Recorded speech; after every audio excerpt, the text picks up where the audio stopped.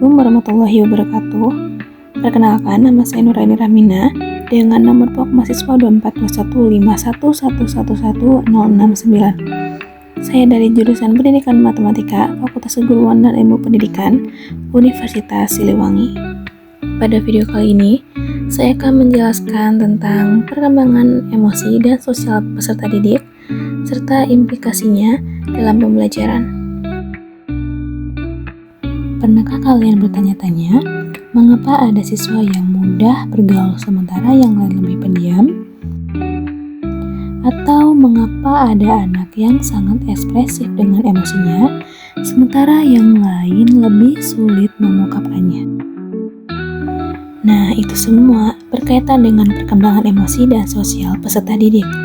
Dalam video ini, kita akan membahas bagaimana perkembangan ini terjadi dan dampaknya terhadap pembelajaran. Yuk kita simak sampai akhir. Setiap anak mengalami perkembangan emosi dan sosial seiring pertumbuhan fisik dan mentalnya.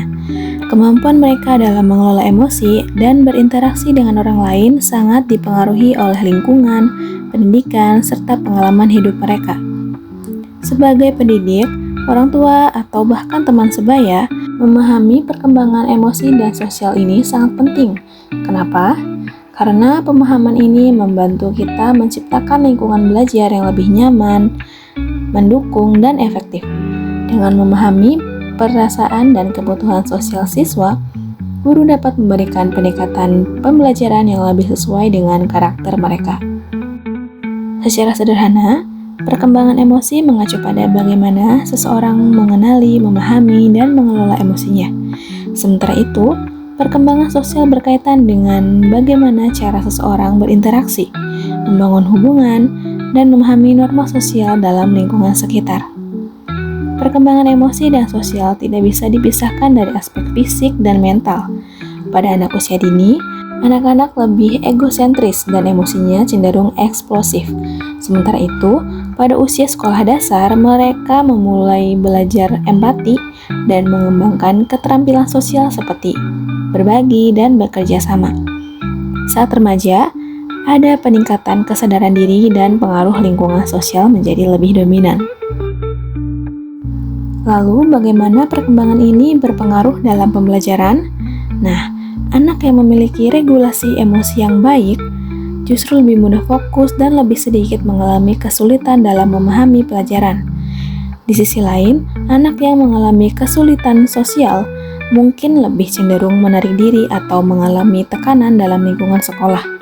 Oleh karena itu, guru dan tenaga pendidik perlu menciptakan suasana kelas yang mendukung pembelajaran emosi dan sosial siswa. Misalnya, melalui kerjasama kelompok, diskusi terbuka, atau bimbingan konseling. Sebagai contoh, ada seorang siswa bernama Andi yang sangat pemalu dan sulit berinteraksi dengan teman-temannya. Hal ini membuatnya enggan berpartisipasi dalam diskusi kelas. Guru yang memahami kondisi ini kemudian menerapkan metode pembelajaran kolaboratif, di mana Andi diberikan peran dalam kelompok kecil. Lalu seiring berjalannya waktu, Andi mulai merasa lebih percaya diri dan mampu berinteraksi lebih baik dengan teman-temannya. Jadi, perkembangan emosi dan sosial merupakan aspek penting dalam dunia pendidikan. Dengan memahami bagaimana peserta didik berkembang secara emosi dan sosial, kita bisa menciptakan lingkungan belajar yang lebih efektif dan mendukung pertumbuhan mereka secara holistik. Nah, sekarang coba pikirkan, bagaimana cara terbaik untuk mendukung perkembangan emosi dan sosial di lingkungan sekolah? Nah, menurut kalian, apakah lingkungan sekolah saat ini sudah cukup mendukung perkembangan emosi dan sosial siswa?